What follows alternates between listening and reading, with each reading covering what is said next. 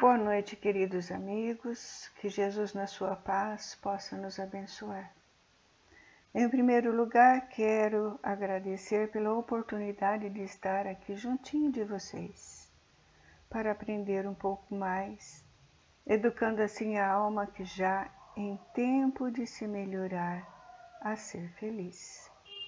Que a espiritualidade amiga então possa inspirar a cada um de nós para que sintamos a presença do alto, a nos envolver, para que nosso coração se faça receptivo e possamos renovar o nosso mundo interior para assim contribuir na renovação do mundo como um todo. Então vamos iniciar, né? O tempo é precioso. O tema, que não é uma pergunta, né? Vamos dizer assim, 59. Se torna então uma observação do nosso codificador que faz uma consideração à concordância bíblica referente à criação. Para nós espíritas, que iremos fazer a nossa reflexão, parece chover no molhado, porque já se passaram os 163 anos dessa observação. A ciência progrediu de uma forma fantástica, mas para aquela época, essas observações eram extremamente importantes para solidificar o trabalho da filosofia e da ciência espírita. Então vale a pena a gente fazer uma reflexão sobre esse tema. Com tudo aquilo que a ciência já descobriu, com tudo aquilo que está à nossa disposição para confrontar com todas as informações colocadas na Bíblia.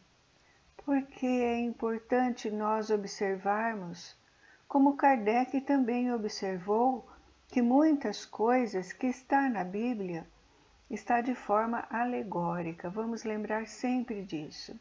Não podemos interpretar ao pé da letra, de forma alguma.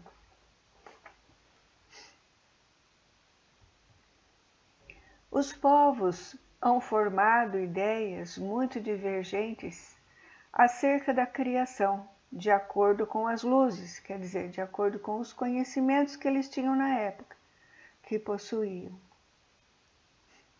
Então, cada povo dava uma interpretação para a criação divina. Apoiada na ciência, a razão reconheceu a inverossimilhança, condições do que não parece verdadeiro ou provável, de alguma dessas teorias. A que os espíritos apresentam confirma a opinião de há muito partilhada pelos homens mais esclarecidos. Kardec fez a pergunta aos espíritos e obteve a resposta, principalmente sobre a criação divina, e que ele conseguiu apurar da espiritualidade superior, é exatamente o que os homens mais esclarecidos da época trouxe a nós outros. Vale recordar que o Livro dos Espíritos foi publicado em 18 de abril de 1857. E depois disso veio a ser publicado A Origem das Espécies por Charles Darwin, mas veio depois, em 24 de novembro de 1859. Portanto, a informação da espiritualidade superior chegou primeiro. A objeção que se lhe pode fazer é a de estar em contradição com o texto dos livros sagrados.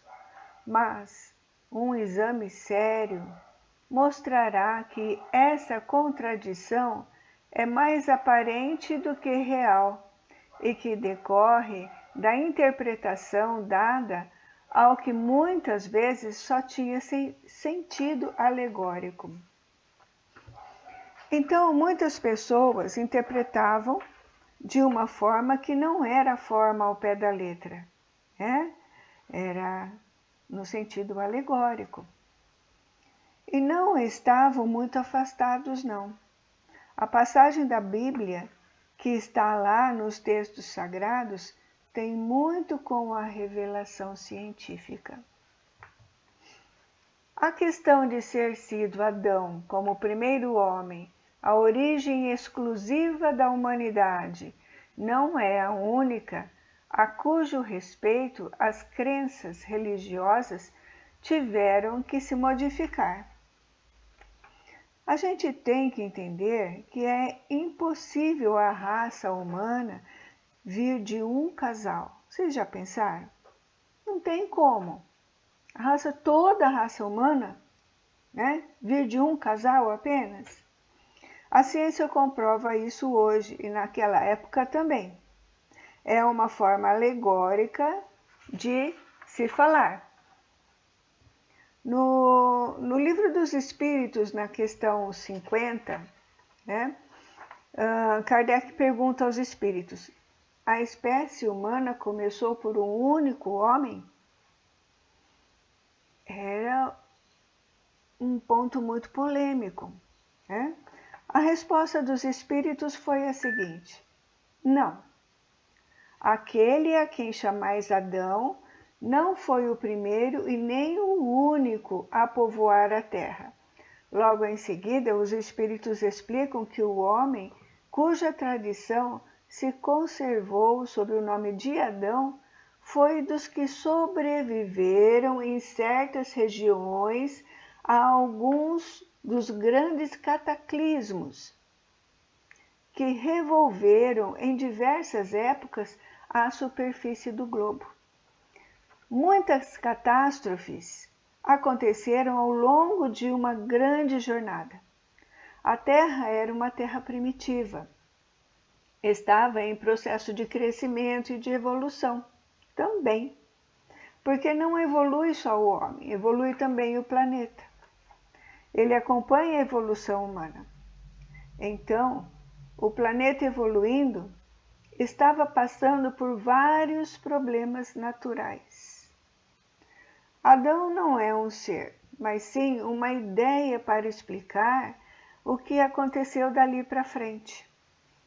Em Caminho da Luz, um livro ótimo para a gente poder conhecer toda a história do nosso planeta Terra. Traz uma explicação fantástica sobre a raça adâmica. O movimento da Terra apareceu em determinada época, tão em oposição às letras sagradas que não houve gênero de perseguições a que essa teoria não tivesse servido de pretexto.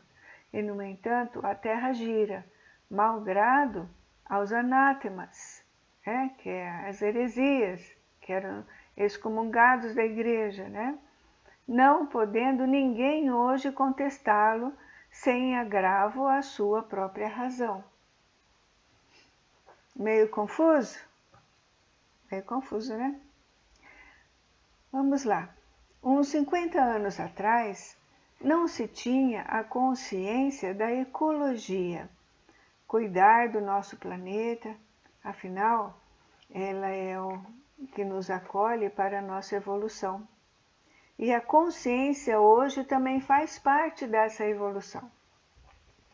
Olha como a Bíblia entendia sobre a Terra.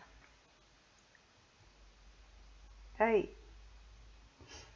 Que era achatada, o céu era uma bolha sólida, o Sol girava em torno da Terra e tinham colunas de sustentação.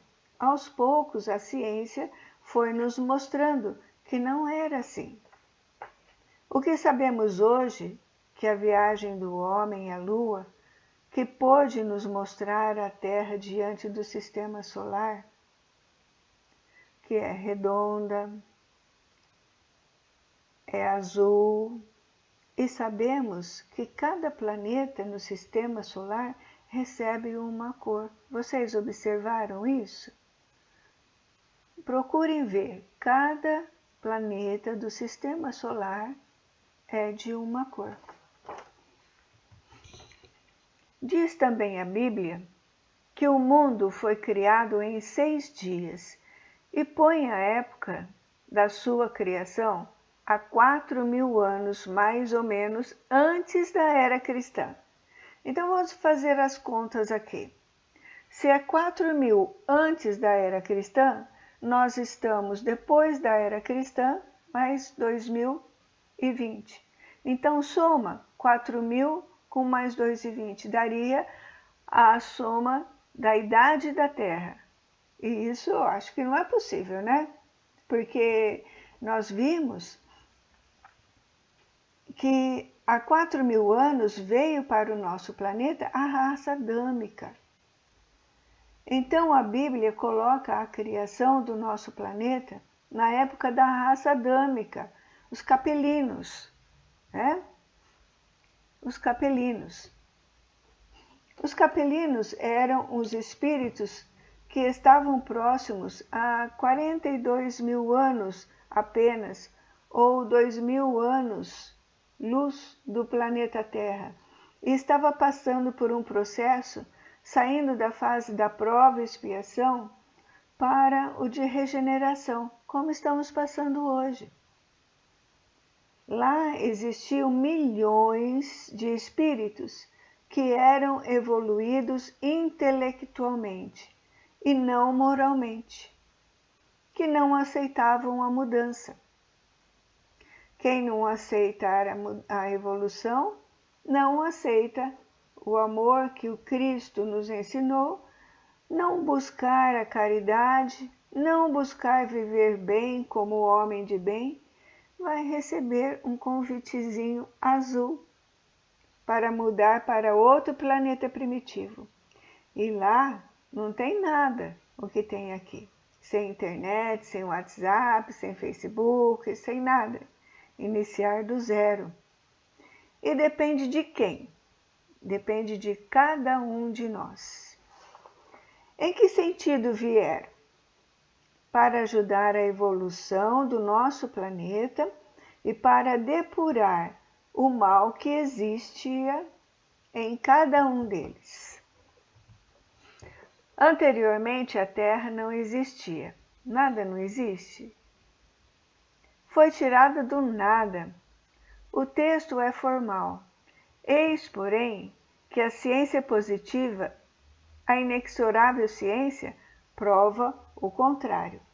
Emmanuel, novamente no Caminho da Luz, conta como aconteceu da equipe de Jesus receber de Deus a bola de fogo do Sol para a manutenção, para a formação do planeta. Olha só. A história da formação do globo terráqueo está escrita em caracteres irrecusáveis no mundo fóssil, achando-se provado que os 6 dias da criação indicam outros tantos períodos, cada um de talvez muitas centenas de milhares de anos. Nossa evolução planetária. Isso não é um sistema, uma doutrina, uma opinião isolada.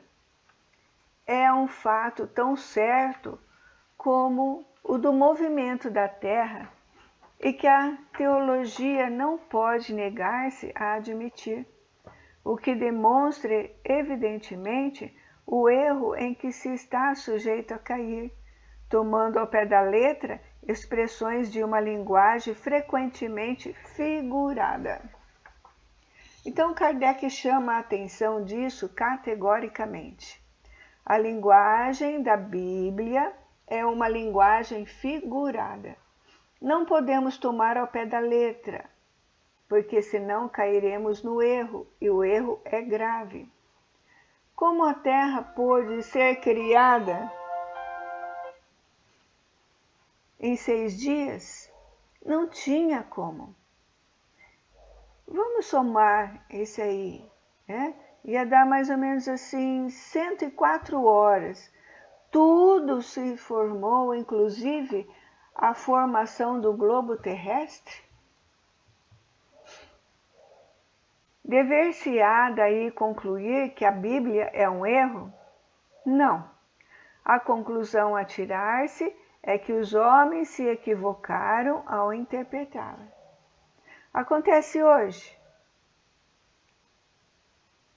Acontece muito, né? Vemos muitas religiões fazendo da Bíblia a sua moda. Traduções inumeráveis, né? Escavando os arquivos da Terra, a ciência descobriu em que ordem os seres vivos lhe apareceram na superfície, ordem que está de acordo com o que diz a Gênese, havendo apenas a notar-se a diferença de que essa obra, em vez de executada milagrosamente por Deus em algumas horas, se realizou sempre pela sua vontade, mas conformemente à lei das forças da natureza em alguns milhões de anos. Aí a diferença, né? Em milhões de anos e não em dias ou em algumas horas, a Bíblia não estava errada, mas a forma de interpretação, sim. Olha aí. Ficou sendo Deus por isso menor e menos poderoso? Perdeu em sublimidade a sua obra por não ter o prestígio da instantaneidade? Indubitavelmente, não.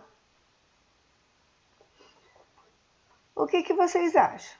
É lógico que não, né? Não foi instantâneo. Simplesmente aconteceu naturalmente durante milhões de anos. Toda a formação do nosso planeta, né? Evolução do nosso planeta. Foram mister fazer-se da divindade bem mesquinha ideia, para se não reconhecer a sua onipotência nas leis eternas que ela estabeleceu para regerem os mundos. A lei natural, nós sabemos que é a lei de Deus. Ele não poderia derrogar a sua própria lei. Então ele não fez nada instantaneamente. Poderia ter feito? Até que poderia, mas não é natural. Tudo tem que ser natural, conforme a lei que ele fez. A ciência, longe de apoucar a obra divina, nos-la mostra sob aspecto mais grandioso e mais acorde com as noções que temos do poder e da majestade de Deus, pela razão mesma de ela se haver efetuado sem derrogação das leis da natureza. É muito melhor entender assim, porque a ciência vem de encontro com as colocações da religião. Vem confirmar no sentido que era considerado minutos, na realidade eram milhões de anos. De acordo neste ponto com Moisés, a ciência coloca o homem em último lugar na ordem da criação dos seres vivos. Nessa parte a gente vai ter que lembrar, né? Foi construído a terra, a vegetação, a água, os peixes, os pássaros e, por fim, né, os animais e, por fim, o homem. Não é? Moisés, porém, indica como sendo o do dilúvio universal o ano 1654 da formação do mundo, ao passo que a geologia nos aponta o grande cataclismo como anterior ao aparecimento do homem, atendendo a que até hoje não se encontrou nas camadas primitivas traço algum de sua presença. Na época dos dinossauros existiam os homens? Não. Já foi dito isso, né? Já foi provado, inclusive, isso, né? A ciência provou que nessa época não foram encontrados nenhum traço de sua presença. Moisés não falava de dinossauros. Eles existiram? Sim. Tem espalhado vários ossos pelo mundo. Nem da dos animais de igual categoria do ponto de vista físico.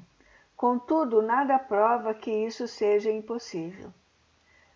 Muitas descobertas já fizeram surgir dúvidas a tal respeito. Pode dar-se que, de um momento para o outro, se adquira a certeza material da anterioridade da raça humana e então se reconhecerá que, a esse propósito, como a tantos outros, o texto bíblico encerra uma figura. O que o Kardec quis dizer com isso? Que ele não fugia da ciência, mas que a ciência não descobriu ainda isto, pois o homem não viveu nesta época, né? A questão está em saber se o cataclismo geológico é o mesmo a que assistiu Noé. Noé colocou um casal de cada animal em sua arca. Essa é a história. É possível isso? Complicado, né? Como ele vai carregar todos? Vamos ficar atentos a isso.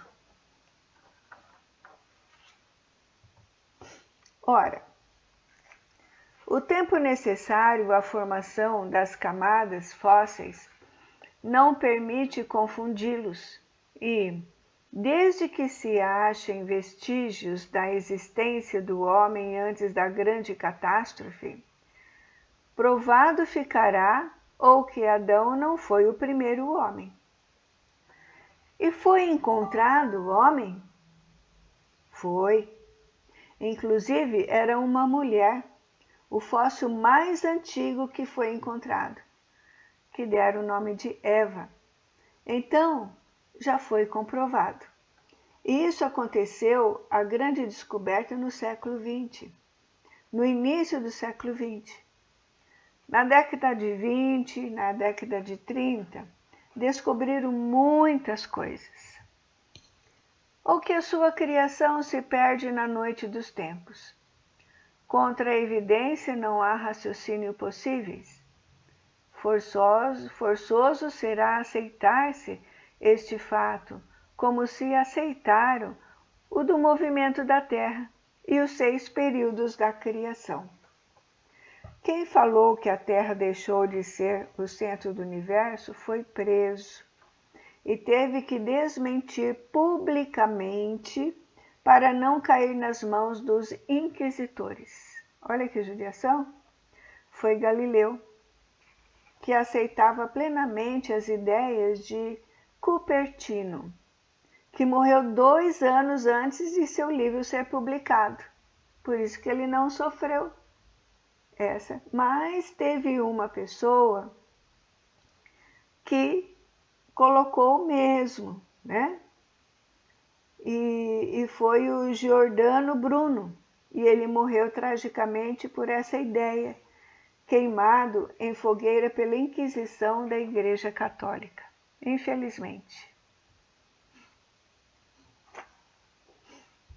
A existência do homem antes do dilúvio geológico ainda é, com efeito, hipotética. Eis aqui, porém, alguma coisa que o é menos. Admitindo-se que o homem tenha aparecido pela primeira vez na Terra 4.000 anos antes do Cristo e que 1.650 anos mais tarde toda a raça humana foi destruída, com exceção de uma só família, resulta que o povoamento da Terra data apenas de Noé, ou seja, de 2.350 anos antes da nossa era. Ora, quando os hebreus emigraram para o Egito, no 18º século, encontramos esse país muito povoado e já bastante adiantado na civilização. Então, de onde que veio aquele povo? Se não é da família de Noé, veio de onde? A história prova que nessa época as Índias e outros países também estavam florescentes, sem mesmo se ter em conta a cronologia de certos povos, que remonta a uma época muito mais afastada.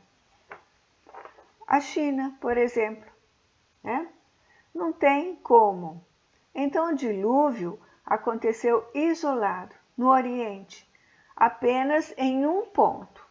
Não foi no planeta todo, apenas num local.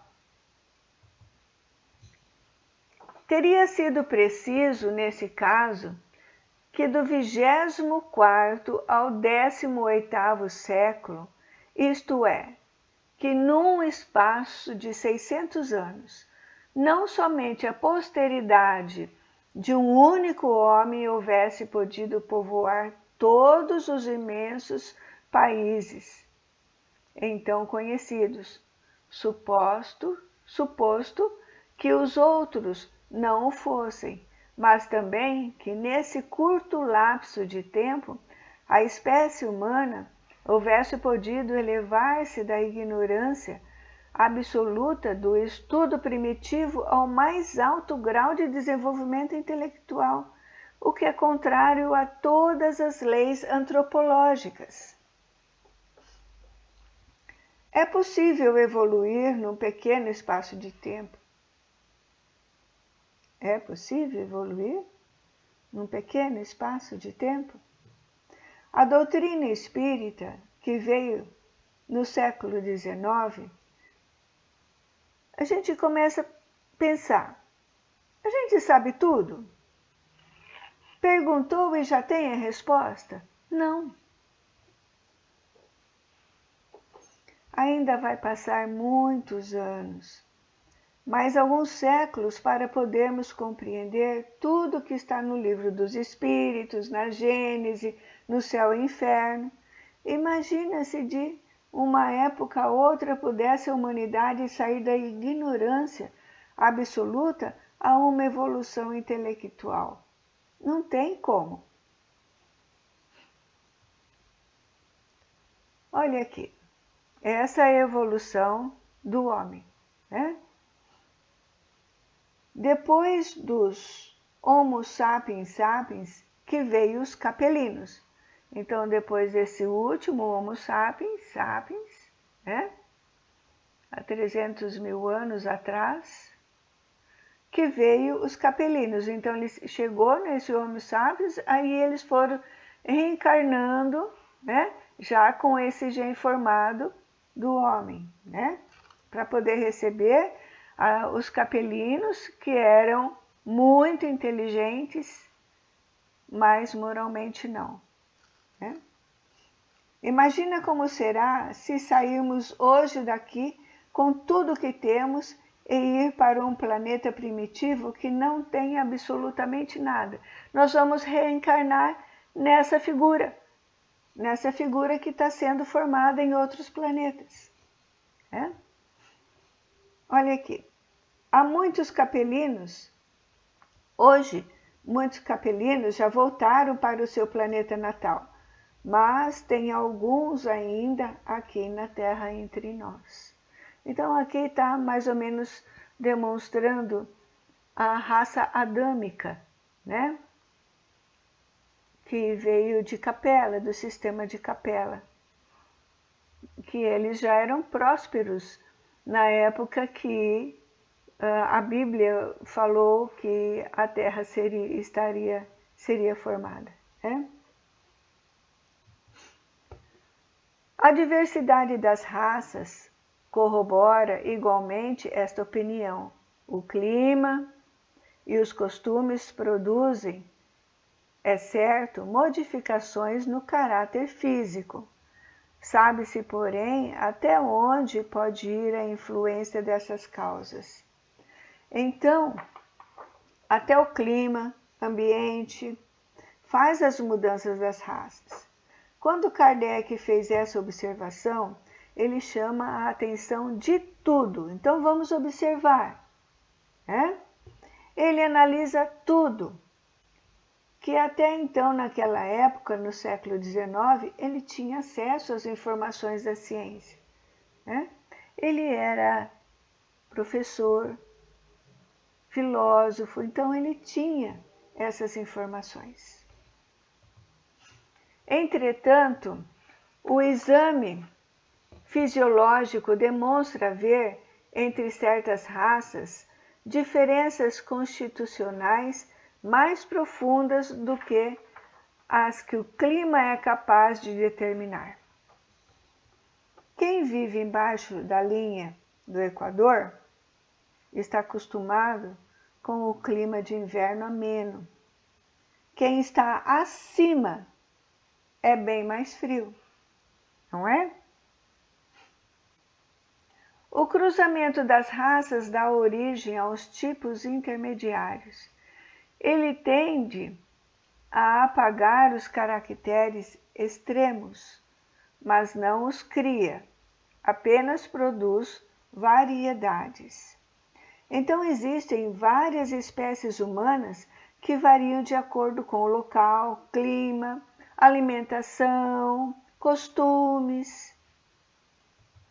Ora, para que tenha havido cruzamento de raças, preciso era que houvesse raças distintas. Como, porém, se explicará a existência delas atribuindo-se-lhes uma origem comum e, sobretudo, tão pouco afastada? A família de Noé, vamos pensar nela. E vamos esquecer Adão e Eva. Não tinha como produzir tantas raças diferentes. Kardec fez uma comparação, buscando o bom senso, a lógica. Correto? Como se há de admitir que em poucos séculos alguns descendentes de Noé se tenham transformado ao ponto de produzirem a raça etíope, por exemplo?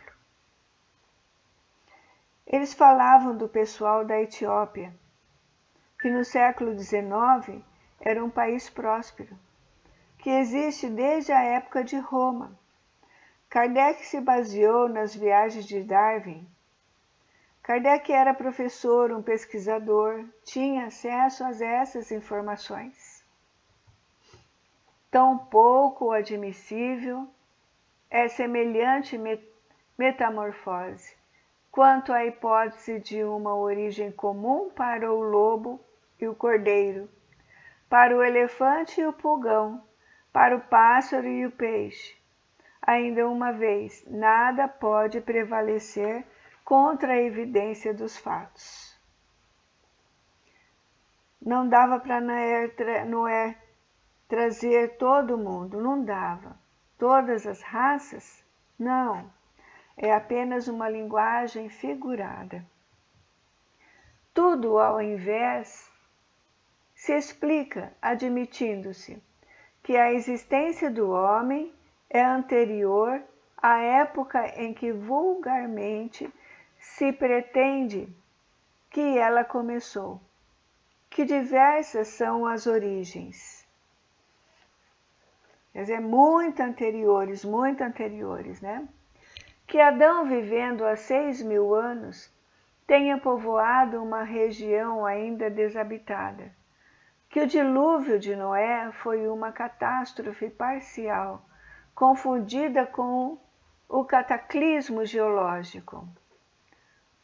O atendendo-se, finalmente, na forma alegórica peculiar ao estilo oriental, forma que se nos depara nos livros sagrados de todos os povos. Então, cada povo, né, deu a sua interpretação. Cada um vai dar um sentido para a evolução humana. Nós, do Ocidente, tivemos essas informações através da Bíblia, mas a ciência já comprovou que isso já caiu por terra há muito tempo. Isso para a gente hoje que não passaram tanto tempo assim.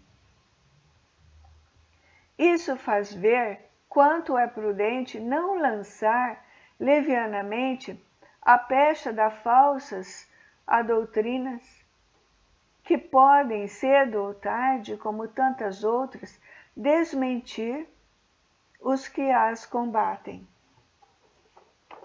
Então temos que tomar cuidado com isso. A gente tem que analisar pela lógica, pela ciência, pelos fatos, e o fato diz: isto não é possível, comprovadamente não é possível.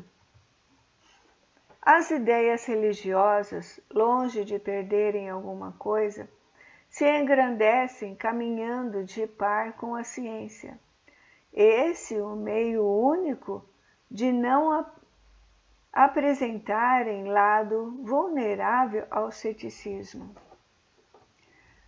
Quando a religião caminha ao lado da ciência, trazendo as informações científicas e levando as informações religiosas, dá tudo certo. Kardec fez isso. Primeiro, a doutrina espírita é uma ciência de pesquisa, uma filosofia que fazia pensar. Logo depois se tornou uma religião, uma ligação com o Criador. Mas ele passou pelo processo, analisou e interpretou tudo que chegou ao seu conhecimento. Que nós podemos compreender o homem naquela época, na sua ignorância, no seu entendimento, traduziu de uma forma em que nós podemos associar com os nossos estudos modernos, sem tirar disso o valor da divindade. E isso é uma questão de racionalidade, do bom senso. Unidos em pensamento, vamos agradecer ao Senhor da vida por esse momento de estudo, de entendimento, onde pudemos compreender melhor suas leis e assim libertarmos da nossa ignorância e saber convivendo com a verdade. Vamos nos sentindo envolvidos pelo nosso Pai Celestial em uma brisa suave e cheirando a flores. Que esses fluidos possam entrar pelos nossos poros, envolver todo o nosso corpo e a nossa alma e sentirmos essa alegria em nossos corações. Que Jesus, na sua infinita misericórdia, nos proteja e nos abençoe. Que assim seja. Muito obrigada a todos, uma boa noite, que Jesus abençoe a todos vocês.